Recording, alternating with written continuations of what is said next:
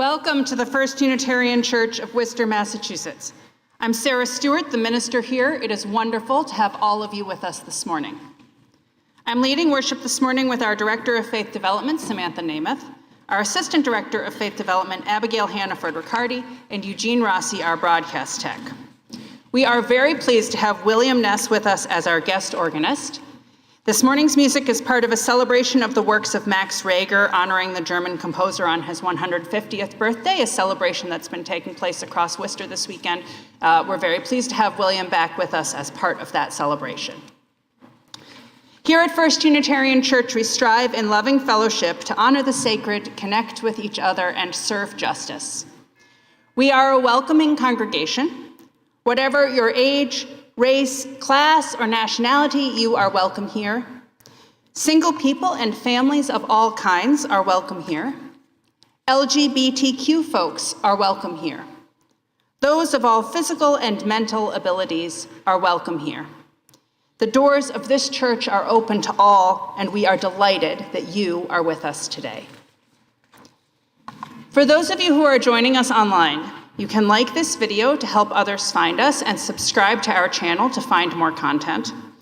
The newsletter is the best way to stay in touch with everything we do as a church. You can go to firstunitarian.com and click subscribe to our newsletter at the bottom of any page. And if you're in the Worcester area, I invite you to join us in person at 10:30 every Sunday for worship and fellowship. And speaking of fellowship, everybody is welcome to come to social hour in the church parlor after the service through either of these doors at the front of the sanctuary. This door on my left is the accessible entrance. If you are a newcomer, please stop by the welcome table over on this side to pick up a gift bag, meet a friendly volunteer who can answer questions, and you can also sign up for our newsletter there. I have a few additional announcements this morning. We are conducting a 50-50 raffle to raise money for the church.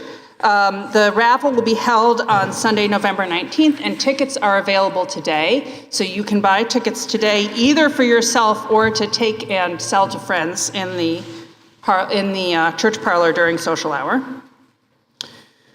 We have an ongoing project this winter to help collect winter coats and winter gear for Haitian refugees living in a hotel nearby. And there are still, I believe, 6 families who are looking for winter coats. So if you have not yet had a chance to participate in this ministry and you would like to, Lisa or Jeff is here this morning. You can talk to Jeff during coffee hour. And then finally, I know there's a lot of things in your order of service, but I want to call your attention to this multicolored heart hug symbol in the middle and the QR code next to it. This is our caring community looking to find out how folks in the church would like to be of help to your fellow members of the church in times of need. For instance, an illness, a death, a crisis in someone's life where they may need a casserole or a ride or a card or a friendly visit. The very short survey, less than 5 minutes, that asks you how you might like to be of help. When a need arises, the committee might contact you and ask you for that kind of help. So you can do it right now. There's no rule against phones in this church. So your committee thanks you for filling out the survey. This is the day the Lord has made. Let us rejoice and be glad in it. Earth, teach me stillness, as the grasses are stilled with light. Earth, teach me suffering, as old stones suffer with memory. Earth, teach me caring, as parents who secure their young. Earth, teach me courage, as the tree which stands all alone. Earth, teach me limitation, as the ant which crawls on the ground. Earth, teach me freedom, as the eagle which soars in the sky. Earth, teach me resignation, as the leaves which die in the fall. Earth, teach me regeneration, as the seed which rises in the spring. Earth, teach me to forget myself as melted snow forgets its life. Earth, teach me to remember kindness, as dry fields weep with rain. Amen.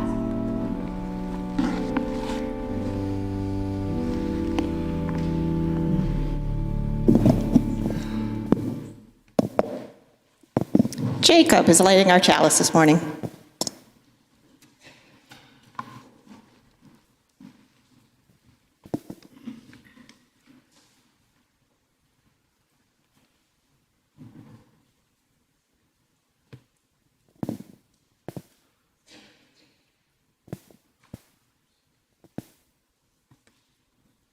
In the spirit of love, we light this chalice.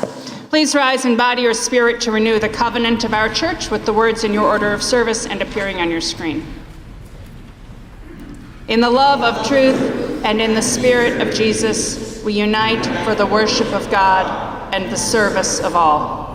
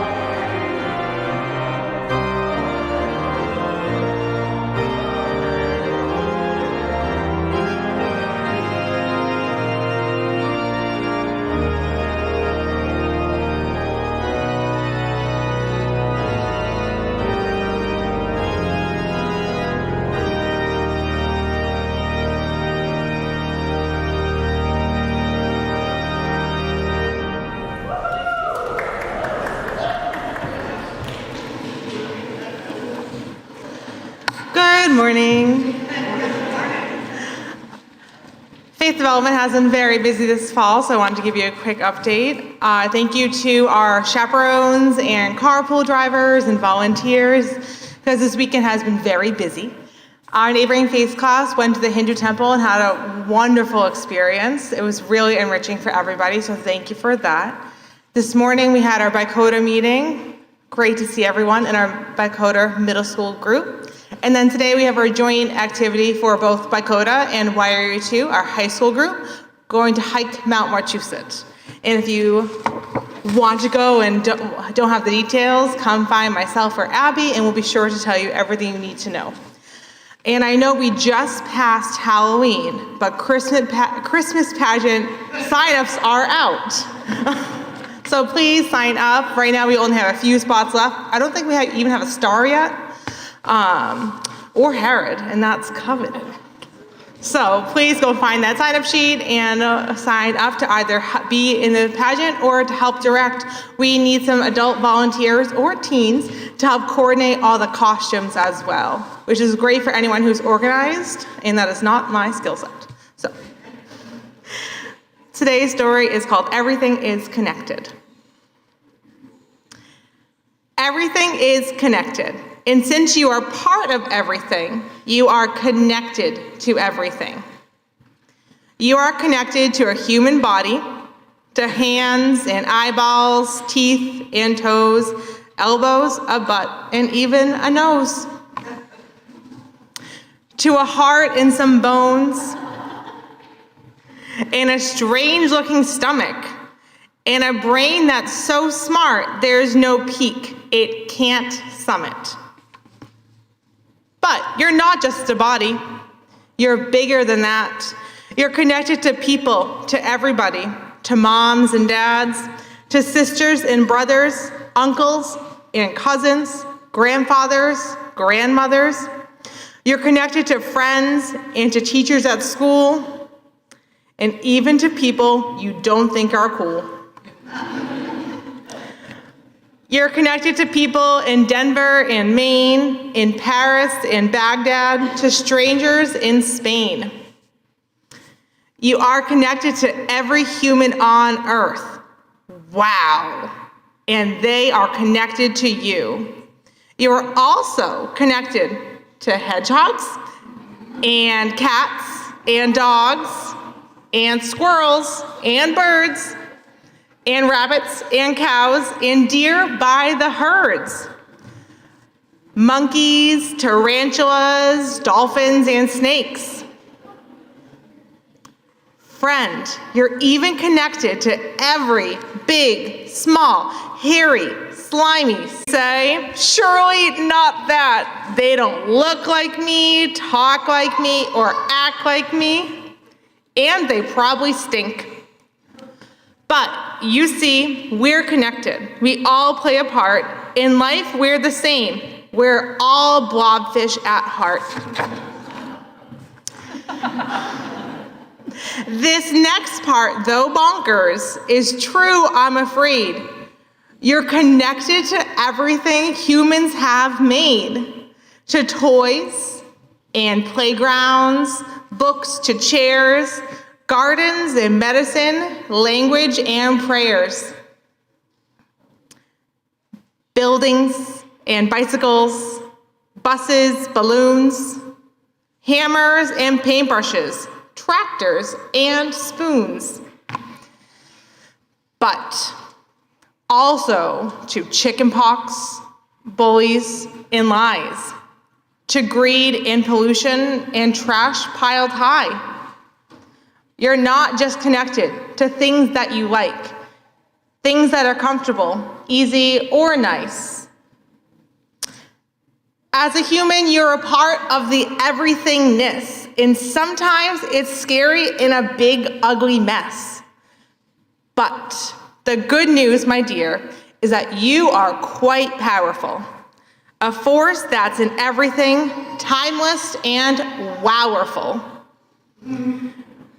You're even connected to things you can't see, the invisible world, for at least you and me. to hydrogen, nitrogen, nanobots too. You're connected to them and they're connected to you.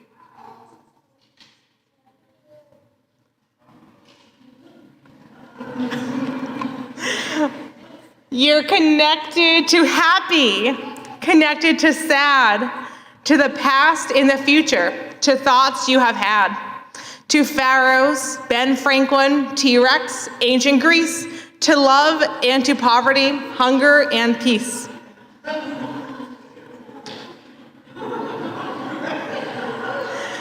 To spaceships and aliens with noses like hoses. You're connected to all that will be or has been. You're this very moment where all things begin.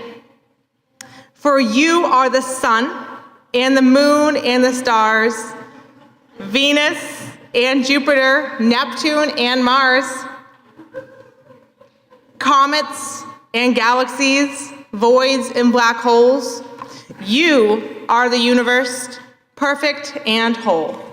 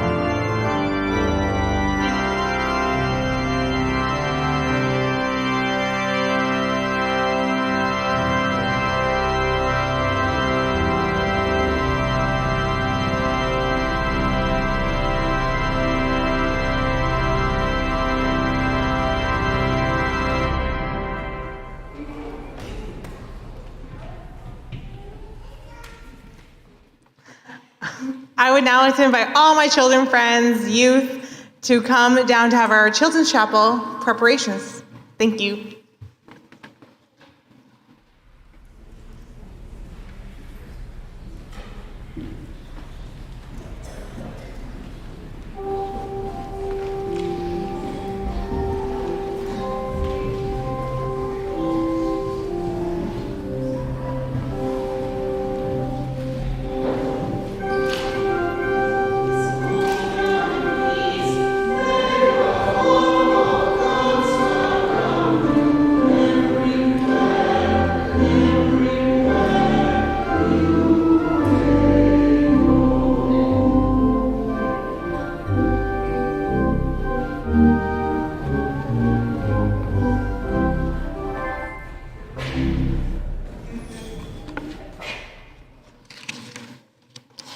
Please join me in the common prayer printed in your order of service and appearing on your screen.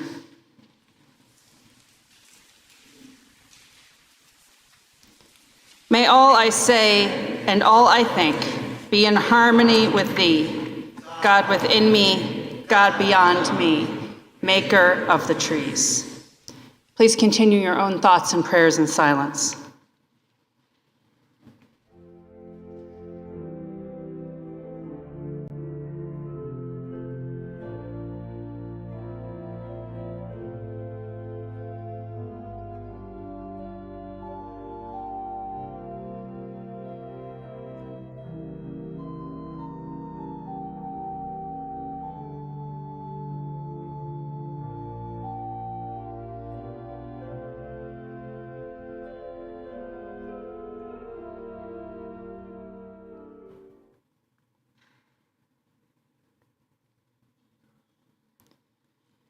In this time of prayer and meditation, we share the joys and sorrows of our church with one another.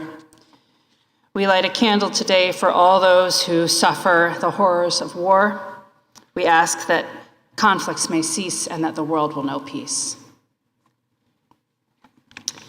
We know there are those joys and sorrows which go unspoken among us, and so we reach out to one another in compassion as we say together the prayer of Jesus, with the words from the First Nations version, an indigenous translation of the New Testament, on your insert. O great Spirit, our Father from above, we honor your name as sacred and holy. Bring your good road to us, where the beauty of your ways in the spirit world above is reflected in the earth below. Provide for us day by day the elk, the buffalo, and the salmon, the corn, the squash, and the wild rice, all the things we need for each day. Release us from the things we have done wrong, in the same way we release others for the things done wrong to us. Guide us away from the things that tempt us to stray from your good road, and set us free from the evil one and his worthless ways. May it be so.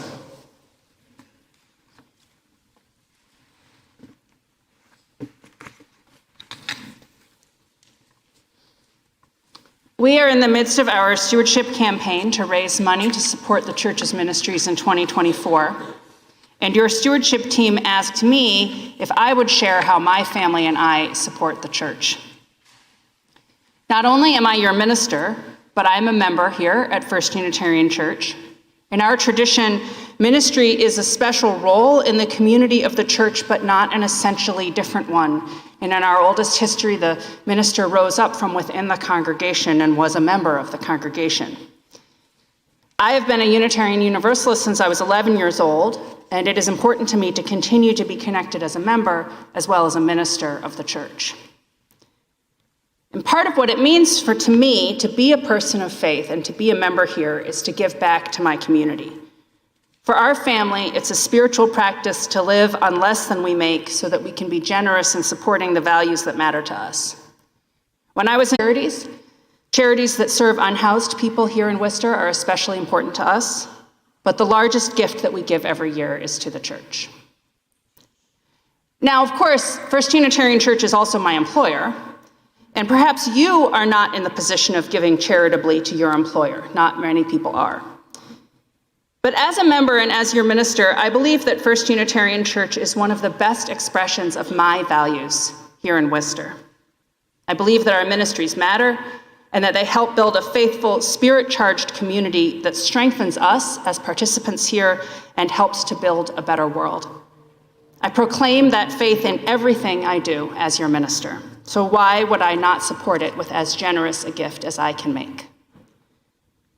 You may have your pledge card waiting for you at home. I encourage you to look at the request the church is making for your giving for next year and be as generous as you can in answering that call. I hope you'll join me in giving at the level that feels to you like an expression of your deepest values. This morning, we collect the offering, which helps make everything we do as a church possible. The ushers will receive the morning's offering, or you may scan the QR code in your order of service. If you're online, you can text the number on your screen or go to firstunitarian.com and click Give Online at the top of any page. I invite your generous pledges and your generous contributions for the good work of First Unitarian Church.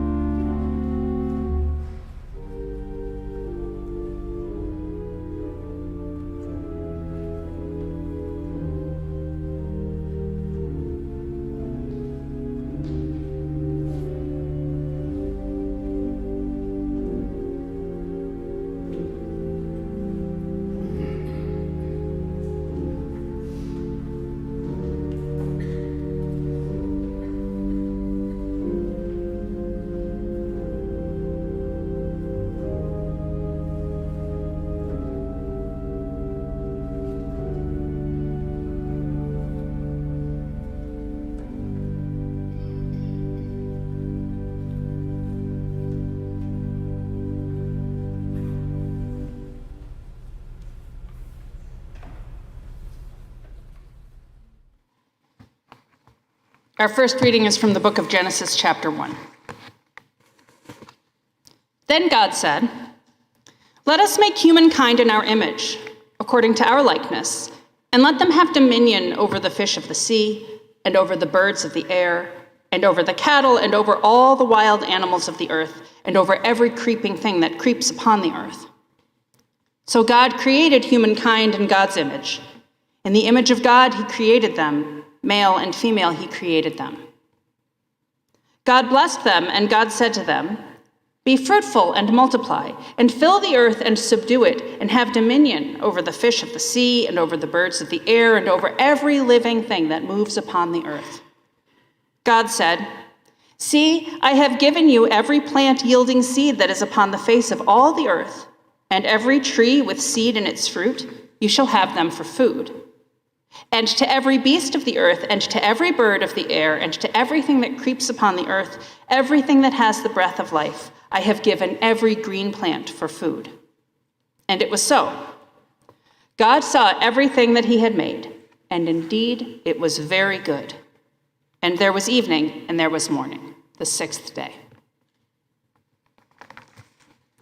Our hymn is number 15 in your gray hymnals, The Lone Wild Bird. Please rise in body or spirit to sing.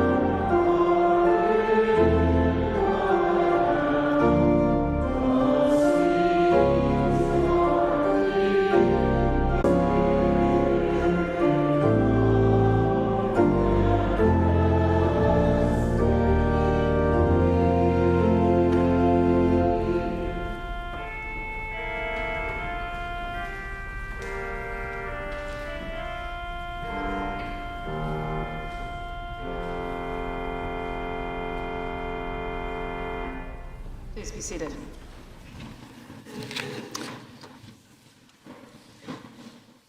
Our second reading is about Lionel. Lionel is a Métis trapper and woodsman in Quebec, and author Robin Wall Kimmerer wrote about him in her book, Braiding Sweetgrass. Martens are one of the animals Lionel traps, and they are part of Lionel's life here. They're his neighbors, and he is thankful that they have rebounded from near extirpation. Trappers like him are on the front line of monitoring wildlife populations and well-being. They have a responsibility to take care of the species they rely upon, and every visit to the trap line produces data that govern the trapper's response. If we catch only male martens, we will keep the traps open, he says. When there is an excess of unpaired males, they are wandering and easy to trap. Too many young males can leave less food for others. But, Lionel continues, as soon as we get a female, we stop trapping. That means we've skimmed off the excess and we don't touch the rest. That way, the population doesn't get too crowded, none will go hungry, but their population will continue to grow. Like many predators, martens are slow reproducers, which makes them vulnerable to decline, especially when they're exploited. Gestation is about 9 months, and they don't give birth until they're 3 years old. They'll have from 1 to 4 young and raise only as many as the food supply allows. I put out the fish gut piles in the last weeks before the little mothers give birth, Lionel says. If you put them where nothing else can get them, those mothers will have some extra good meals. That will help them to nurse their babies so more will survive, especially if we get a late snow or something. The tenderness in his voice makes me think of a neighbor delivering a warm casserole to a shut-in. It's not how I've thought of trappers. Well, he says, blushing a little, those little martens take care of me, and I take care of them. Last Saturday, I walked across Worcester with my husband, Andy, and 2 of our friends. We started at 8 in the morning on the shores of Lake Quinsigamond, and we walked all the way to Cascading Waters in Tatnick, over what felt like every single hill in Worcester. It was a beautiful and exhausting day, wending our way through the city and through its green spaces. We started at Coal Mine Brook. There's Lake Quinsigamond. We took a selfie in front of the lake, crossed the street into a park, and follow Coal Mine Brook. We startled a pair of blue herons into flight to begin our hike. From there, we went up into Green Hill Park, past trees planted in stately rows with their crimson and yellow leaves against a cerulean blue sky. Got lost a little in Green Hill Park, got to where we could see Bell Pond, even though that wasn't where we were intending to go. Got back on track, walked a little through the city, across the highway, waved at our steeple here, went to Rural Cemetery, saw the Bancroft family graves. Our first minister, Aaron Bancroft, is buried there, but the really big memorial is for his son, George, who was much more famous. From there, we went to Institute Park, around the pond, up to Bancroft Tower, where we hold our Easter sunrise service every year. Saw a turkey on our way up there that was completely unconcerned with us and let me get right up next to it to take a picture.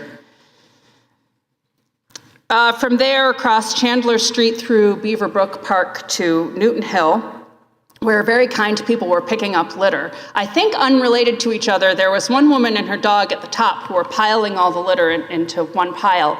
And then later on, we found teenage boys, maybe Boy Scouts, sort of listlessly walking around with bags picking up litter. And I said, go to the top. Somebody's done your work for you, and it's all together in a pile, and you can fill your bags. We walked through the Clark Arboretum, around Coe's Pond, up Mill Street, and then, I have to say, a mile of pure despair up to Tassett Ridge. 1 mile takes you almost straight up from Mill Street to Airport Drive, the longest mile of the entire hike. If we had not been with our friends, I think I would have turned around and gone home at that point.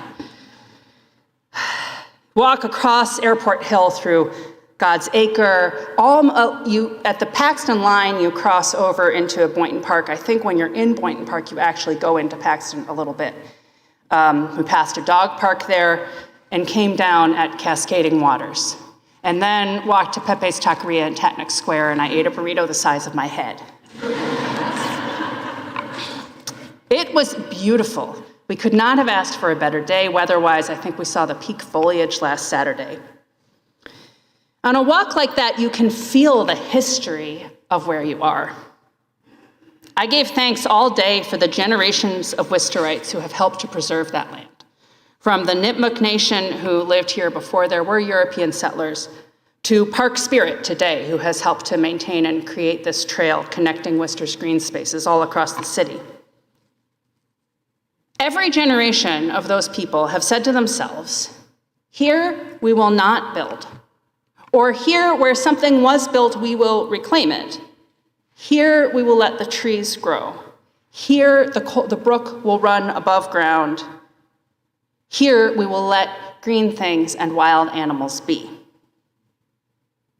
Every generation, in order for that trail to exist today, every generation had to bring an ethic of care to what they were doing and how humans lived here in this city. Every generation had people who said, this land is not just for use. It's not just for farming or housing or industry. People thought, we can care for this land in our city. And if we care for it instead of only using it, it will care for us in return. The people who brought and bring that care today, they did it and they do it on behalf of the land, but they also do it for themselves. Because care for ourselves and care for the earth are intertwined. We are of the earth, and all of our civilization has at its heart the power of wild places. Care for the earth and care for ourselves are the same thing. The author Robin Wall Kimmerer describes this in her story of meeting the fur trapper Lionel. So she says that she had a preconception in her mind of what a trapper was. She thought of a trapper as somebody who definitely used the animals that he was trapping to deliver their furs up to rich people who wanted to wear them as clothes. And both Kimmerer and Lionel, the trapper who she met, are Indian people, Kimmerer from the Potawatomi Nation and Lionel from the Métis community. And so we ourselves may come to these stories with some preconceived notions about Indians and about their special care for the earth, or a way in which their relationship to the earth is different from ours. But this is really a story about getting rid of all of those preconceived notions. Because when Kimmerer met Lionel and when she presents this story to us in her book, she describes a man who cares deeply for the earth and for the animals that are his well-being.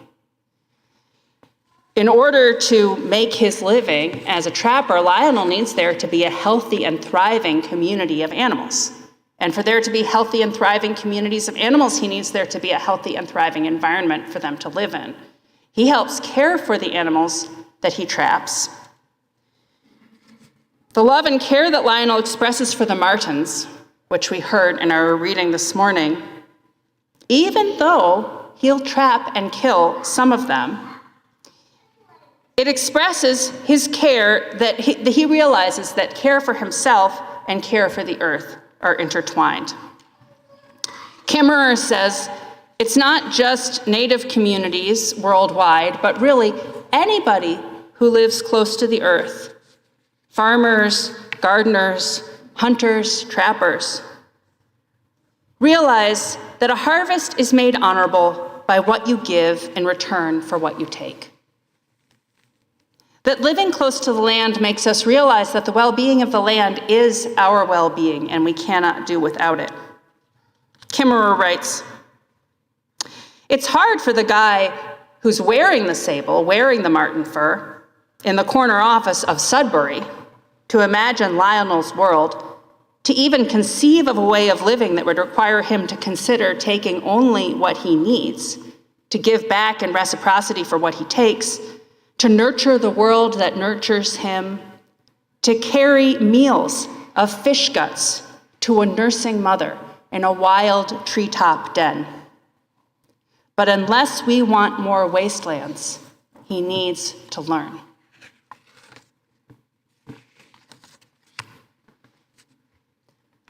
I need to be reminded of this lesson in my daily life. My goal on this earth can't be to avoid having an effect on it. My goal is to care for it, and in caring for it, to care for myself, and to try to be honorable in my choices and my impact. It's so hard. Everything we do as modern people involves compromise with the earth. So for instance, the electricity in my home comes partially from renewables and partly from natural gas. I can't eat without consuming food that required the sacrifice of plant and animal life and human well-being to get that food to my table. Sometimes I commute here to church on the bus, but sometimes I drive in my petroleum-powered car. I hang my clothes to dry, but I can't avoid single-use plastics. You're all in the same boat.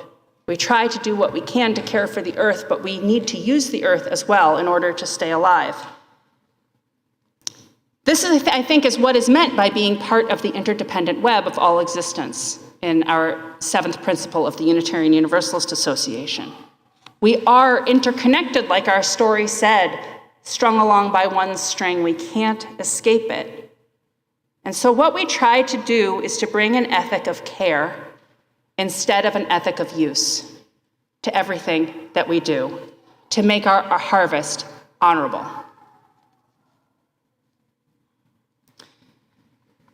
On our walk across Worcester, I did not only see natural lands and green spaces. Everywhere I went, I saw evidence of humanity along the trail, proof at every turn of how we do and do not care for our interdependent web. In between Green Hill Park and coming downtown to cross the highway and go over to Rural Cemetery, We walked through a beautiful, newly updated, accessible pocket park on Northampton Street with ways that wheelchairs can use it, and youth grow gardens, and I think tennis courts, newly reopened in 2016. Everywhere we went where we were walking on city streets, we saw empty nips and used scratch tickets blown up against the curb. We saw piles of rubble where old buildings have been demolished and new ones will be erected. Up in Green Hill Park, we saw these immense stone walls. We could not imagine what building they would have been the foundation of. They're big enough to look like defensive walls of the city. But I read online that they were built by a former psychiatric inmate of the Worcester State Hospital, working 6 days a week, never on Sunday, and always alone, perhaps as part of his therapy, and his handiwork is still there. But also in Green Hill Park, we saw tent encampments, where people are trying to live and hope that their homes won't be bulldozed without warning by the city.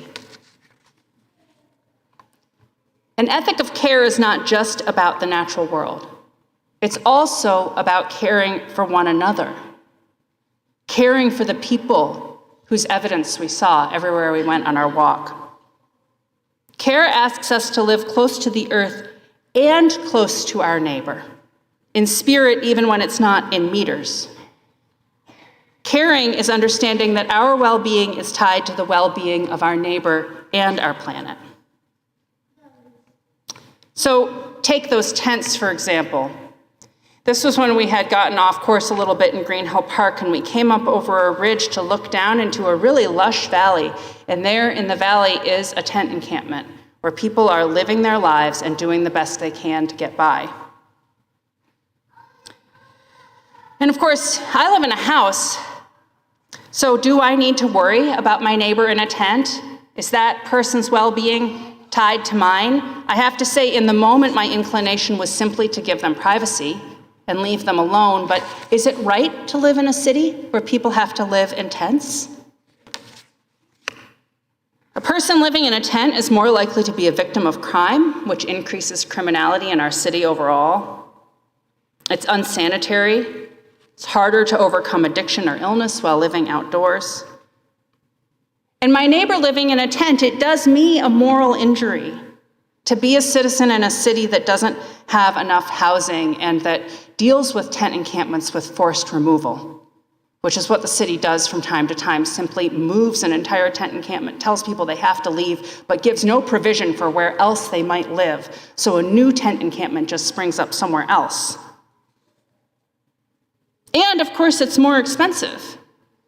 Canadian researchers found that giving the unhoused $7,500 one time saved the government over $700 per person per year over time.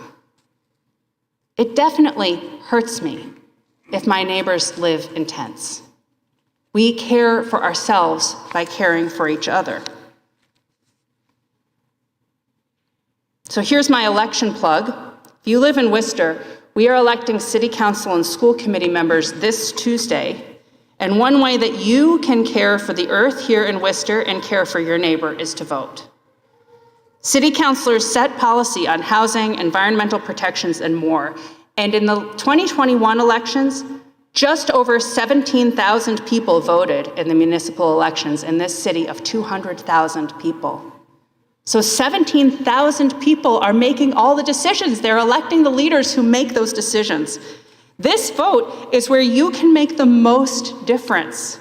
If you're like me, then you are carrying in your heart a lot of hurt and worry over the fate of the world right now, over peace in the Middle East, over environmental degradation, over national policy, and we have so little control over any of that. But in our cities and towns, we can really make a difference. One vote among 17,000 is a significant percentage. I urge you to vote and to look for candidates who share your values of caring for the interdependent web and supporting the inherent worth and dignity of every person.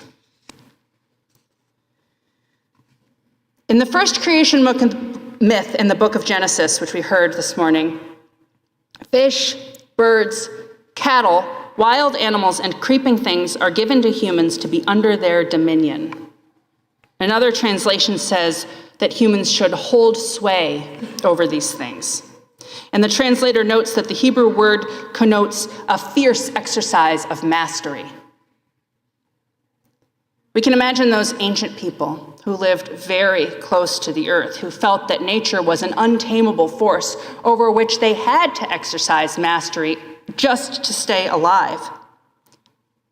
But we are far removed from that, friends. We have the luxury of distance from our neighbor and distance from the earth. But the earth and our neighbor still need us to do our part, to exercise an ethic of care instead of an ethic of dominion or use or sway. If we care for our world, it will care for us in return, yielding up its bounty, meeting us through the discoveries of science, providing an honorable harvest for all. I love you all. Amen.